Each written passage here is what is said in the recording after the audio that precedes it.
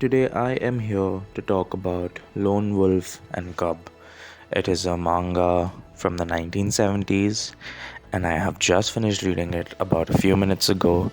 And pardon me, but I am very high on emotions right now because this manga has one of those rare cases where I actually am so happy with an ending of a manga. It's insane, right? But let's talk about the entire thing. This is a review of the entire manga, not just, the ending, but this is a long manga to the point where this manga was made so long ago that it's not even in the manga format, it's in a comic book format.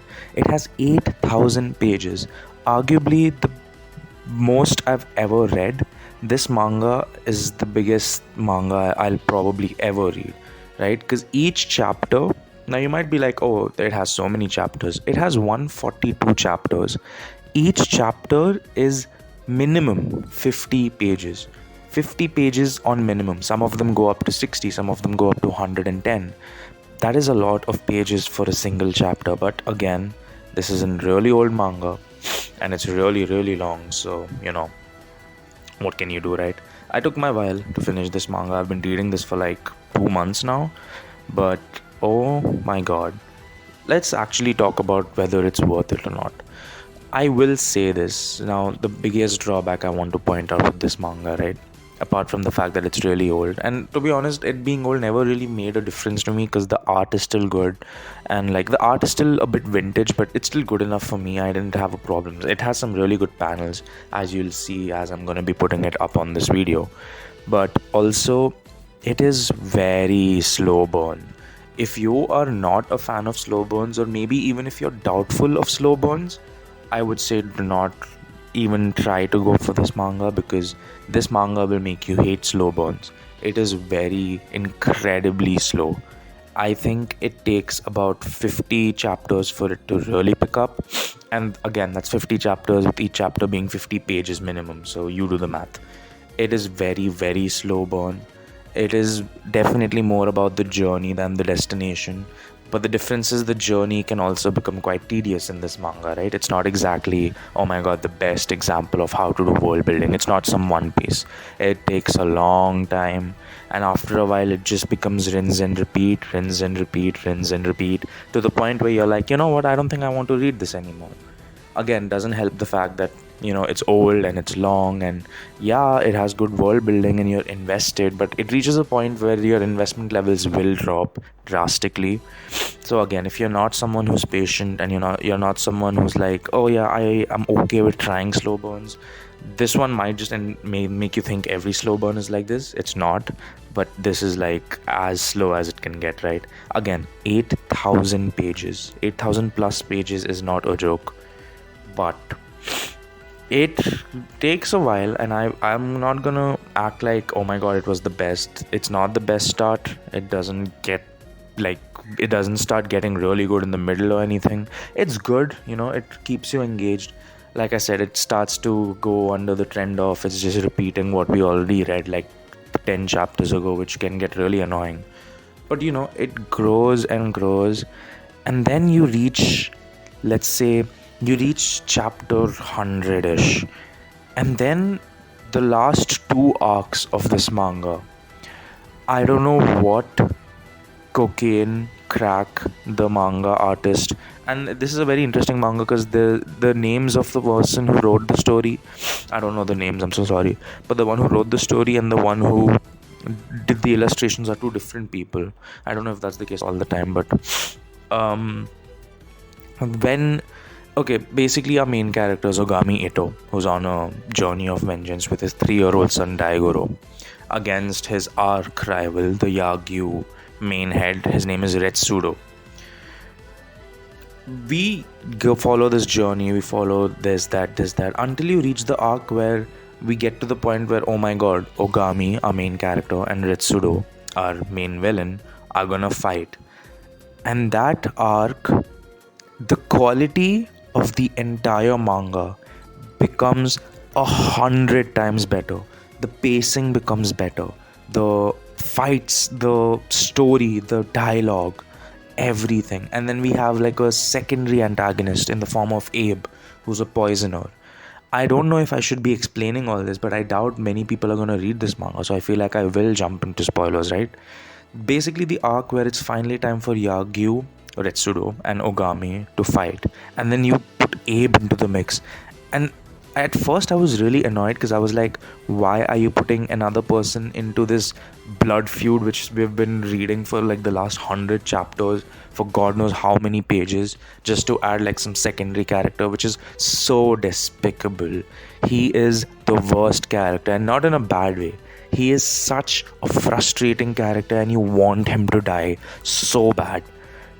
But it's genius because having him into the mix is what makes it changes the entire dynamic of the story. What I thought was a very stupid idea, it literally mixes things up, and you spend 100 plus chapters hating Retsudo, the main villain, and then the moment you add Abe into the mix, you see this other side of Retsudo, the noble side, the samurai side, and before you know it, you don't even hate the main villain anymore. You just love how incredible of a villain he is.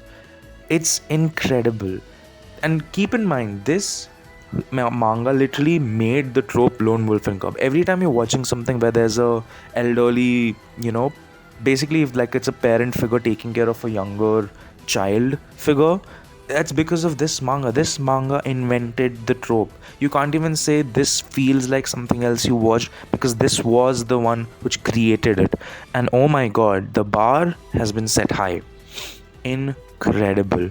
You start to love the main villain. I hated Retsudo, and then you reach the second last arc and you're like, I really like Retsudo. He went from being such a shitty villain to being like, oh my god, this is incredible. He is literally the other side of the coin of our main protagonist. You can't hate him because he literally is perfect. He is the opposite of Ogami. They're so similar but so different. And oh my god, that second last arc is incredible when they finally fight, and then again adding the secondary villain of Abe into the mix is just so fucking incredible. I cannot sing enough praises. The way the quality jumped, it became one of the best arcs I have ever read. And then we transition into the last arc, which I have not felt emotions like this for a while. I just finished reading it a few minutes ago, or I guess at this point like half an hour ago, and I was crying. And this ain't one of those, oh my god, this is so sad. This is one of those, wow, I knew this was inevitable. I knew this would be happening at the end. It's just hitting so much harder. And then everything, the last arc is fantastic. The second last arc is amazing. The one with the Yagyu grass, where he basically calls up all the hidden ninjas of the Yagyu, because spoilers, Ogami ends up killing the entire fucking Yagyu clan. He kills everyone except the main guy, and then he calls up the grass. I love the concept of grass. I'm pretty sure it's based on real stuff, but like the grass is basically, they've been hidden throughout Japan as like, secret ninjas, the shinobi of the fucking Yagyu. And the side stories of when the grass get the signal that they have to go ahead and leave, it is some of the most depressing stuff I have ever read. We have one side story where a man has to kill his son and his wife goes mad. One side story where one of the grass's parents burn themselves. And it's the worst. But they have their duties which come before them, and they are so fucking loyal. It is amazing. And then the entire last arc where it's only Retsudo left, and he comes out and he starts blowing the horn, and we basically see like images of his 3 sons, his illegal, or not illegal, his like, basically slept with some other woman, daughter and son, and the grass really made me emotional, all of them. Their final battle, and then we see Ogami versus Retsudo for the last time. And let's not even talk about Daigoro. He's an important part of the whole story. I didn't care much for him, but I would be lying if I would say it was not I was comparing this to Vagabond when I started, because I was like, oh, it's like Musashi if he had a son. This is no Vagabond. This ain't him trying to discover himself on a self journey. This is what I expect a samurai epic to be. The ending was so like the last 10 chapters. Oh my god. Where everyone decides to come and watch them. Where, like, the main king, or he's called the shogun, he decides, you know what, I can't let Retsuro die. He's loyal.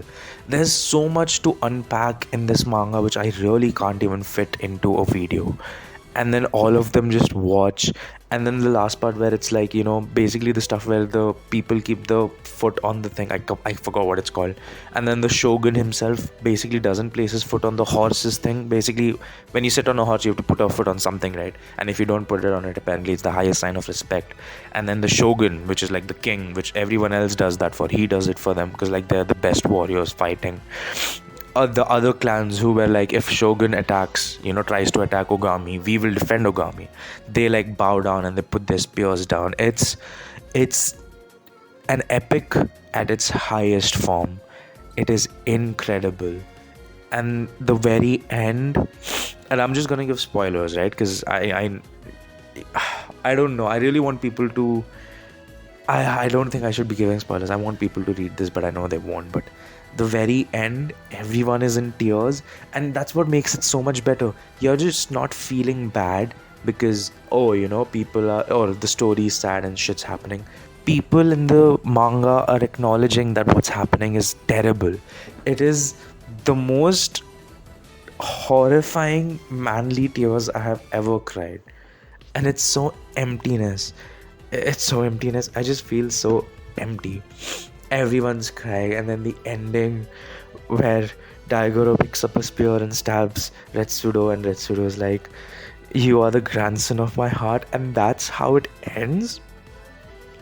Again, I kind of spoiled it, but I didn't actually spoil it. Anyone who's read it will know.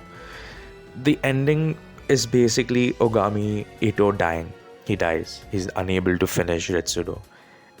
And then Daigoro picks up the broken spear, and Retsudo just lets him stab him, and Retsudo starts crying, and everyone starts crying. And I don't think Retsudo dies in the end because, like, he gets stabbed by the spear, but he just lifts him up, and he's just like, "You're the grandson of my heart." It's the worst. The amount of respect everyone has for Ogami is insane, and there's just the end. In the last panel where he's just holding him up and everyone's crying, and it is one of the saddest, bleakest but inevitable endings I have ever seen. What a fucking ride. I cannot express more than I already am how incredible these last two arcs were. Wow. And yeah, that's all I want to say about Lone Wolf and Cub.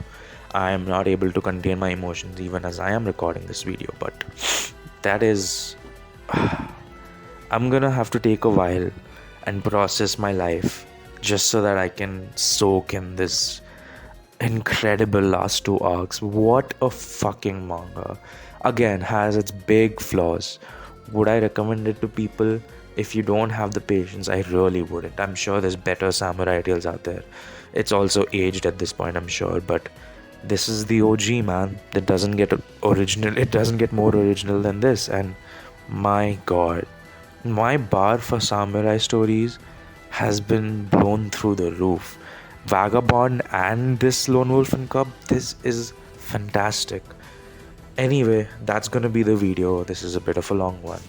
Don't forget to leave a like and subscribe. If you did watch Lone Wolf and Cub, or if you guess read it, let me know what you thought about it. Anyway, I'm gonna go. I need to gather myself because wow, I'm really in my feelings right now. Anyway, see y'all later. Bye.